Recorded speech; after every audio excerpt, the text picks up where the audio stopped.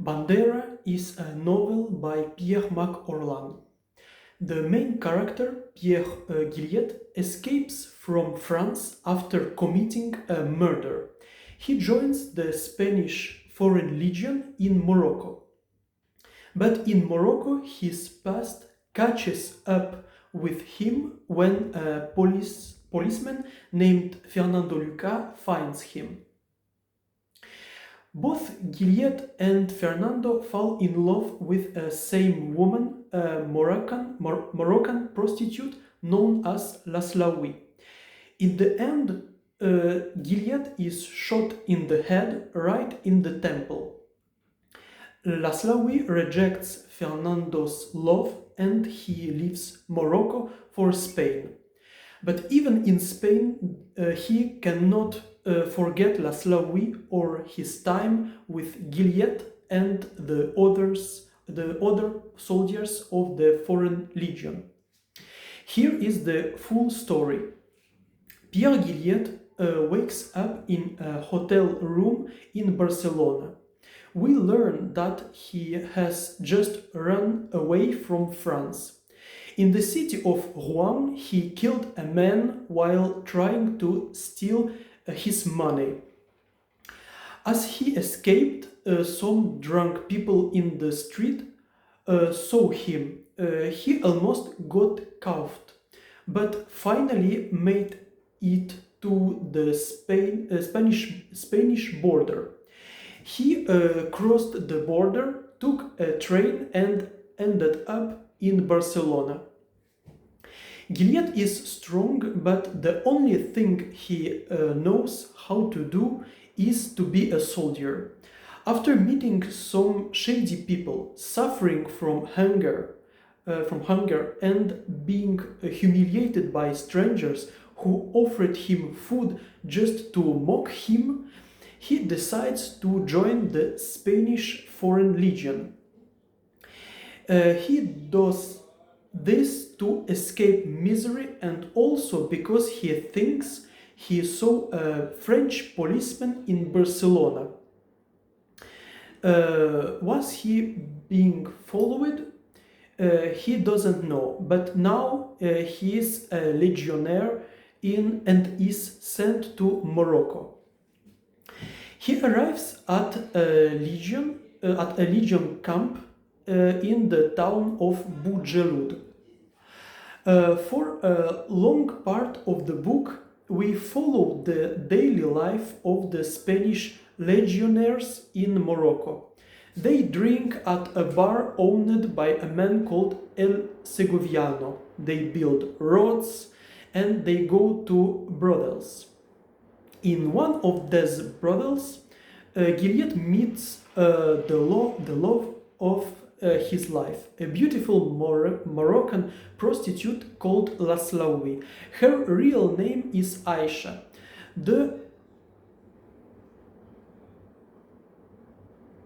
Excuse me.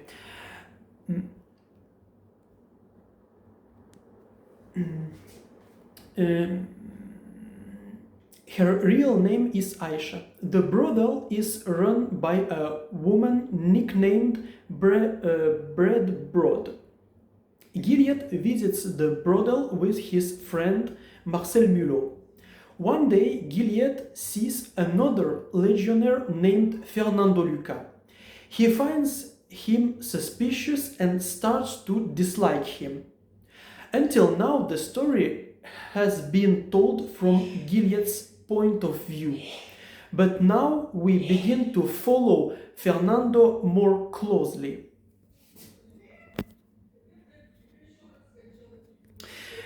Fernando visits a cabaret and secretly meets with the owner, a man named Chiki.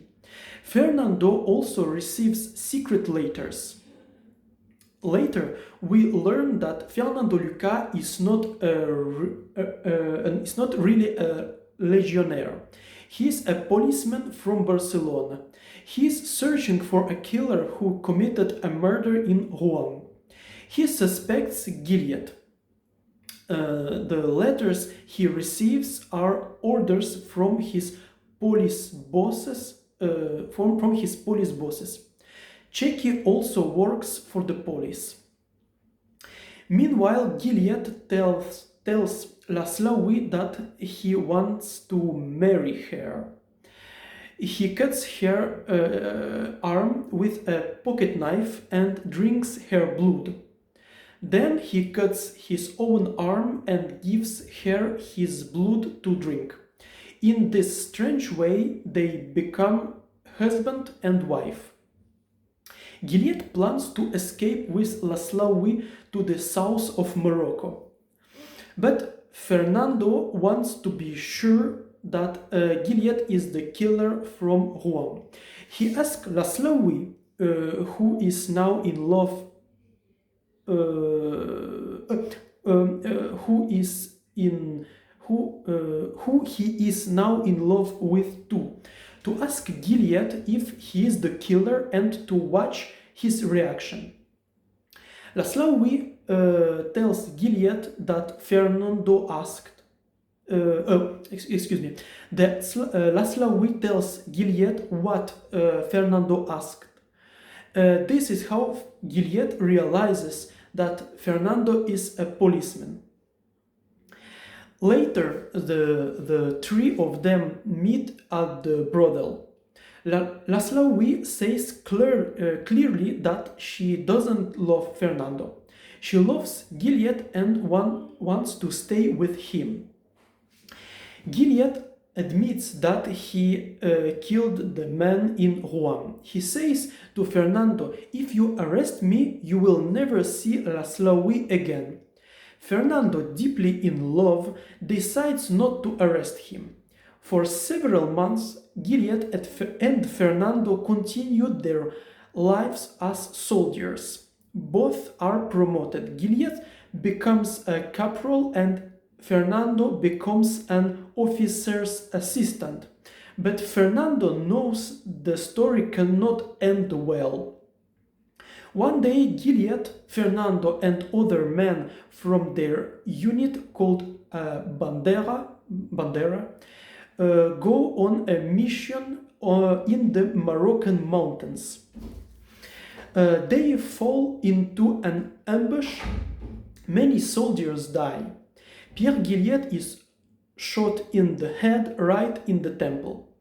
Fernando survives and goes back to the brothel. Laszlowi blames him for the death of Gilead, who she loved.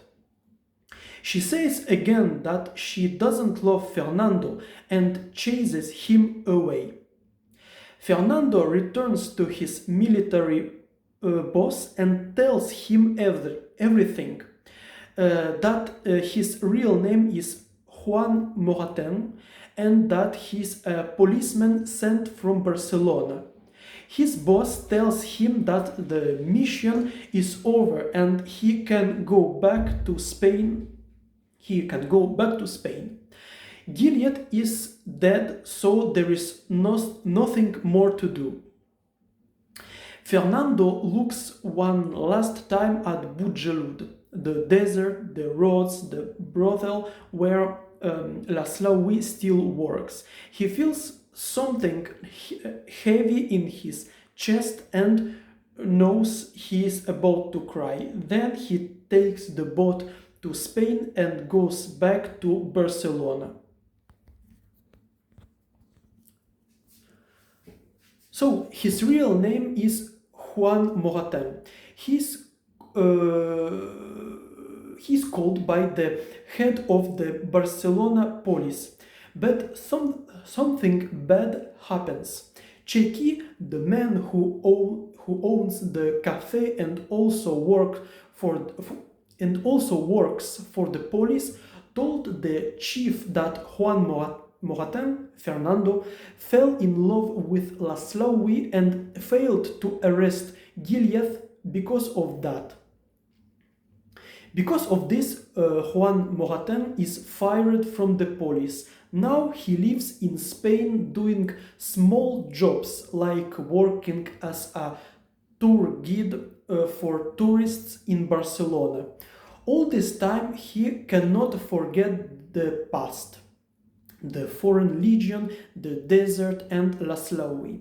He starts telling people his name is Gilead. Slowly, more and more people in Barcelona know him as Juan Moratin, also called Gilead. He gets married to a woman, but he still thinks about Morocco and about Laszlo. He dreams of her. In his dreams, he sees her, Gilead, and the other soldiers from the Legion. Many years go by. One day, when he is 39 years old, he runs away from home. He takes a boat to Morocco. He joins the Spanish Foreign Legion again. He asks to be sent to Bujelud. Juan Moratin arrives in Bujelud. He finds the same old brothel. The people there have changed, but Laszlo still works there. She has grown old. She is fat now, and she has bags under her eyes. Juan says, "It's me, Fernando Luca. Do you remember? And Pierre Gilead. Do you remember him?" Laszlo answers, Gilead, yes, there was a soldier with that name. He served in 4th Bandera. He died in the mountains. She has forgotten Fernando, and she has almost forgotten Gilead. She says, "Sorry, every year so many clients come here." Juan Moratin walks away and goes to the military post in Bujelud. He decides to stay in the Foreign Legion and serve there until he reaches retirement age.